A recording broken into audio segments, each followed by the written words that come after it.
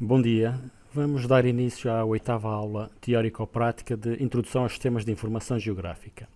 E o tema hoje será Introdução à Análise e Estudo de Altimetria. Portanto, vamos aprender a ler a altimetria nas folhas da Carta Militar e vamos aprender a modelar a altimetria em formato vetorial, de modo a criar um modelo digital de elevação do terreno. E depois vamos ver como é que podemos utilizar o modelo digital de elevação do terreno para calcular outras figuras, como por exemplo o declive ou a exposição, ou para fazer outro tipo de cálculo. Voltando ao exercício que temos estado a fazer ao longo das aulas anteriores e abrindo a imagem da folha da Carta Militar, podemos ver que nesta imagem a altimetria se apresenta sob a forma de curvas de nível e de pontos cotados. Ampliando uma zona da carta, podemos ver que as curvas mestras, as mais carregadas, se desenvolvem de 50 em 50 metros, 950, 900, 850, e que as secundárias, as mais delgadas, se desenvolvem de 10 em 10 metros. Portanto, 900, 950, 940, 930, 920, 910, 900. Já os pontos cotados, uma vez que são pontos que apresentam uma cota que não é múltiplo direto de 10, aparecem-nos em variações de metro a metro. E temos aqui o vértice geodésico do Rojão, com altitude 886. Temos aqui um ponto cotado, temos ali outro ponto cotado. Portanto, a altimetria apresenta-se sob a forma de curvas de nível, mestras de 50 em 50 metros, secundárias de 10 em 10 metros e pontos cotados metro a metro. Se fizermos uma consulta a esta imagem, e porque é uma imagem, aquilo que o programa nos devolve é o valor do RGB. Portanto, em cima de uma folha da Carta Militar, a altitude está explícita, porque está escrita, mas para todos os efeitos, em termos informáticos, ela é apenas um objeto colorido. Para podermos ter acesso à altimetria no seu verdadeiro sentido, adicionamos as curvas de nível e os pontos cotados, e agora aparecem-nos as curvas de nível em formato vetorial, e podemos ver que há alguns desvios porque a imagem da folha foi produzida numa data diferente da informação vetorial e segundo modelos de análise 3D diferentes, e por isso vemos algumas discrepâncias entre a imagem e a curva. Vamos admitir que o modelo de curvas de nível está correto e agora vamos analisar esta informação. Se perguntarmos ao programa qual é a cota desta curva, ele diz-nos que ela vale 950 metros. E vamos prestar atenção aos campos que estão inscritos na base de dados. E vamos fixar que na tabela de atributos da shapefile referente às curvas de nível, a altimetria vem expressa ou vem apresentada num campo designado por elevation. O mesmo se passa na altimetria em termos de points, portanto ficamos a saber que a referência à cota vem num campo chamado elevation. Continuando a analisar, podemos agora, uma vez que é um vetor, fazer consultas diretamente à base de dados e podemos selecionar por atributos, em cima do fecheiro das curvas de nível, todas as curvas, duplo clique em Elevation, clique simples em igual, clique simples em Get Unique Values, duplo clique em 150 e o programa apresentava-nos todas as curvas que representam os 950 metros de cota.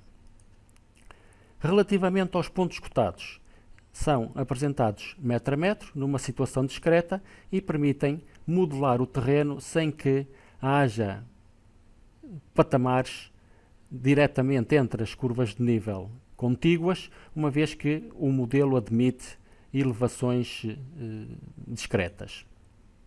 Desligando a imagem da folha da Carta Militar, ficando só com a imagem vetorial, a próxima tarefa será converter esta imagem, e quando falo na imagem, falo naquilo que estamos a ver, portanto, será converter estes vetores e preencher o espaço que está entre uma curva de nível e um ponto cotado, e o ponto cotado e a curva de nível.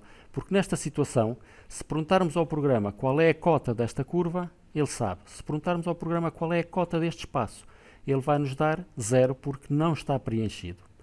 Este processo vai ser feito através de uma interpolação entre os pontos que definem as curvas de nível e os pontos cotados. Aqui chamo particular atenção para o facto de falarmos em curvas de nível, vermos a curva de nível sobre a forma de uma linha, o que na realidade é um conjunto de pontos cotados, todos com a mesma cota, que estão ligados por um algoritmo do programa sob a forma de uma linha.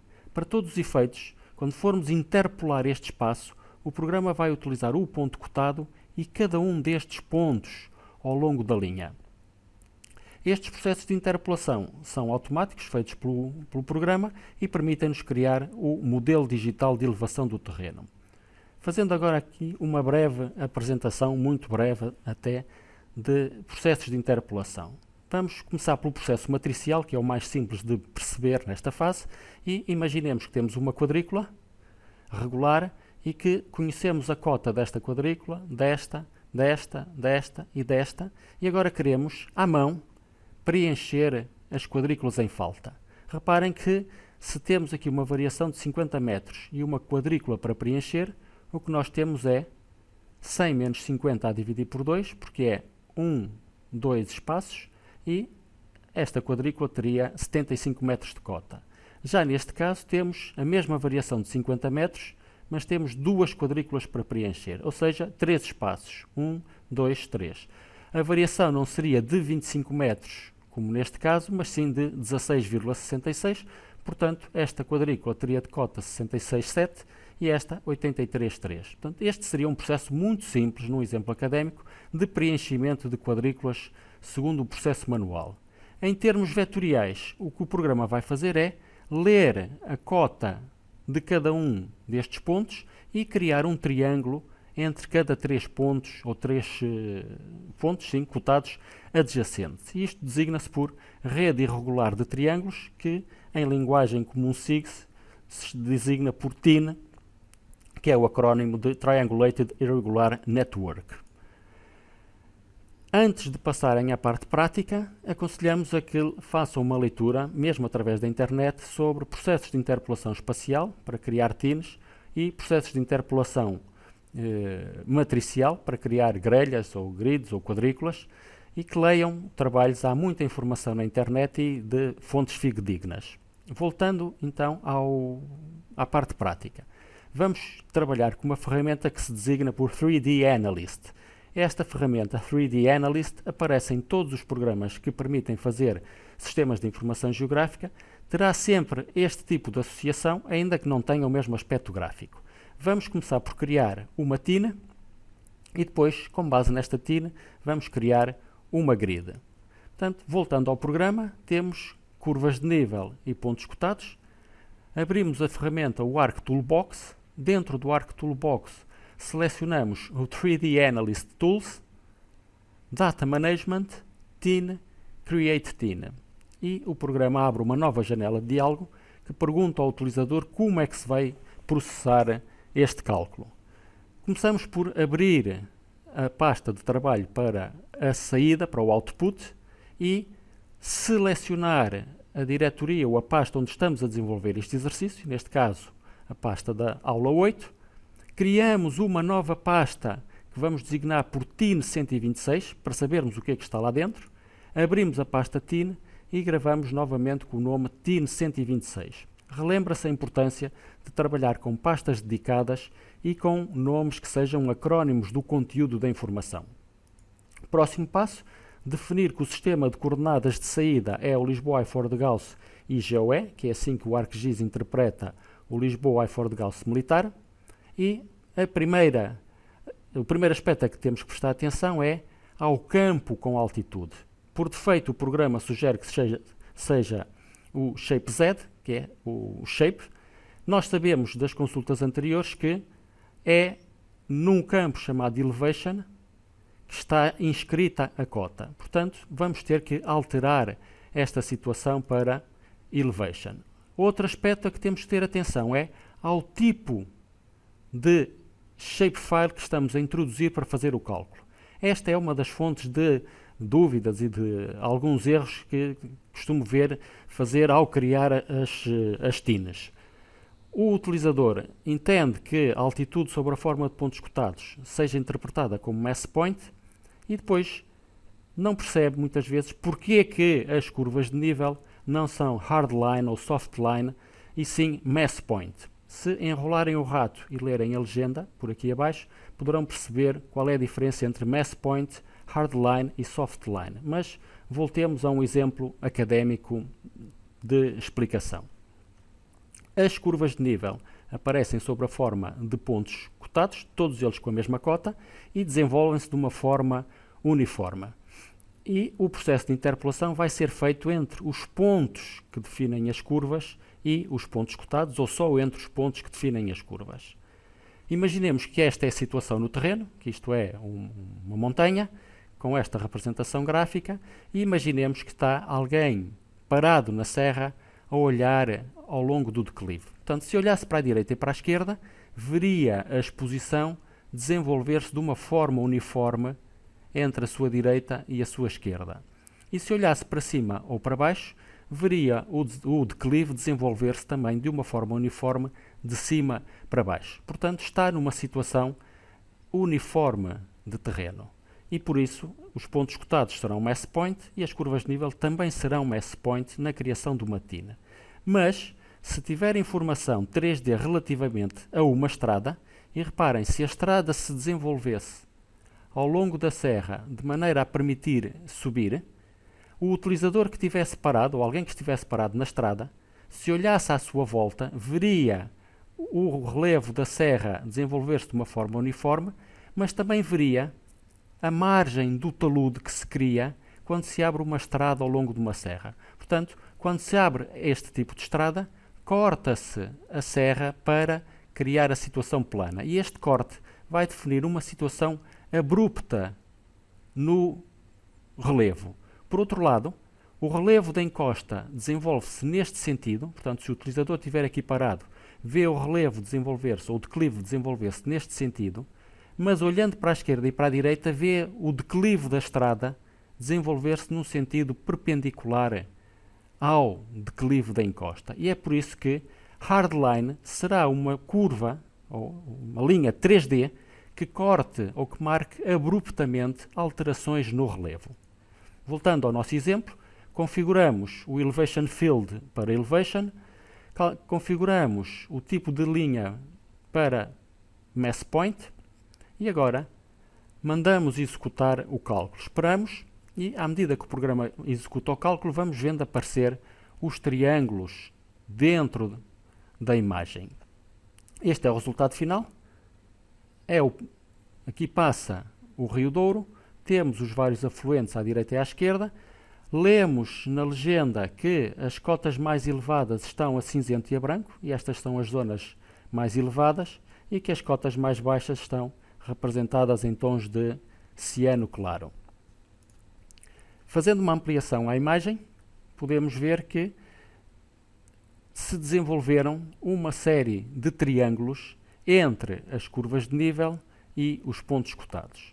Ao voltarmos atrás, vemos a TIN voltar a ser formada, porque a TIN, na realidade, é um algoritmo de cálculo que, sempre que o utilizador mexe na view, ele reinicia o cálculo. A grande vantagem da TIN é ser extremamente precisa e ser uma informação vetorial. A grande desvantagem é que torna os sistemas lentos. Vão ver ao desenvolver na parte prática este exercício que estamos a trabalhar com uma única folha e que sempre que se mexe, amplia, reduz ou movimenta a TIN, o programa reinicia o cálculo e temos de esperar que ele o desenvolva. Se em vez de ser uma folha fossem 10 folhas, nós estaríamos à espera quase 1 minuto que o processo se realizasse. Como é que contornamos esta situação? Uma vez que o programa conhece toda a informação que está nesta informação vetorial, nós podemos transformar a TIN, que é uma figura vetorial, numa grelha ou numa grid e criar um modelo digital de elevação do terreno, o que normalmente em inglês se designa por DEM, Digital Elevation Model, que será muito mais rápido de trabalhar. Voltamos novamente ao Arc Toolbox, Analysis Tools, e agora vamos utilizar uma ferramenta de conversão, Conversion, from TIN, Create Raster, ou seja, TIN to Raster. O programa pergunta onde está a TIN 126 como criamos. O output raster tem que ser colocado numa pasta dedicada. Reparem, temos a pasta do mestrado, a pasta do exercício 8, a pasta da TineGrid, e dentro da pasta da TineGrid é que vamos ter a TineGrid propriamente. Uma vez que, se lembrarem das primeiras aulas, o utilizador vê a TineGrid, mas o programa registou 4 ficheiros ou 5 ficheiros para criar a TineGrid. Se nós não tivermos a informação guardada em pastas específicas, a determinada altura, a raiz da pasta exercício está cheia de informação difícil de calcular. Portanto, pasta própria para gravar a TineGrid. E agora, modelo linear. O Z-factor é 1, uma vez que estamos a trabalhar com curvas de nível e pontos cotados XY, Z, ou seja, a relação é de 1 metro em X, 1 metro em Y e 1 metro em Z.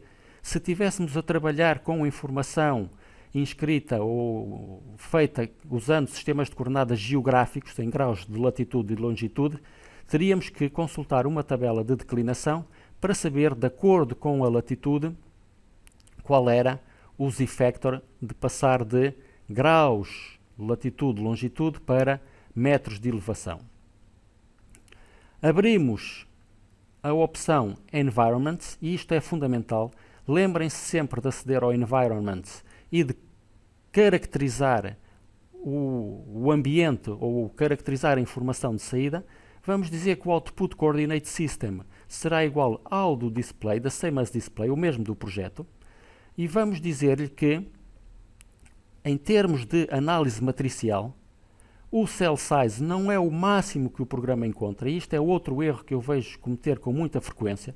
O utilizador não se preocupa com o cell size e o programa vai otimizar a relação entre a informação que tem disponível e a forma de criar o raster. E isto vai dar origem a células com valores fracionados, o que não é muito usual, e vai dar origem a que informação que ocupe diferentes espaços no terreno tenha células diferentes. E para podermos trabalhar em ambiente matricial ou raster, tem que haver coerência entre a dimensão das células. Não é o máximo que ele vai calcular, mas sim aquilo que nós especificamos. E vamos utilizar 10 metros. Porquê que se sugere que a dimensão das células ou da quadrícula que vai ser criada seja de 10 metros? Porque, se lembrarem do início da aula, as curvas de nível vêm apresentadas de 10 em 10 metros.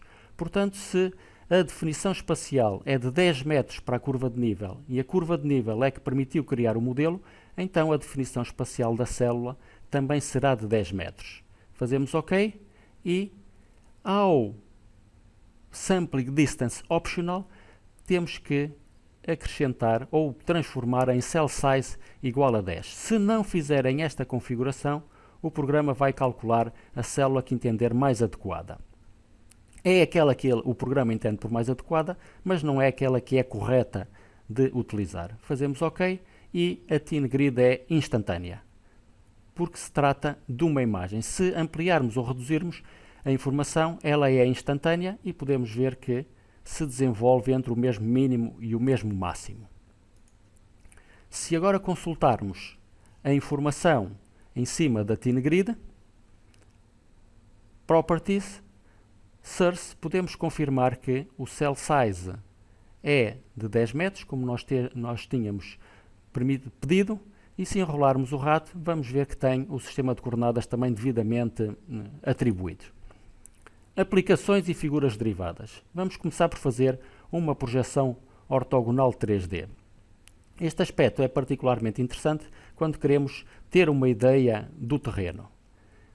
Como se faz?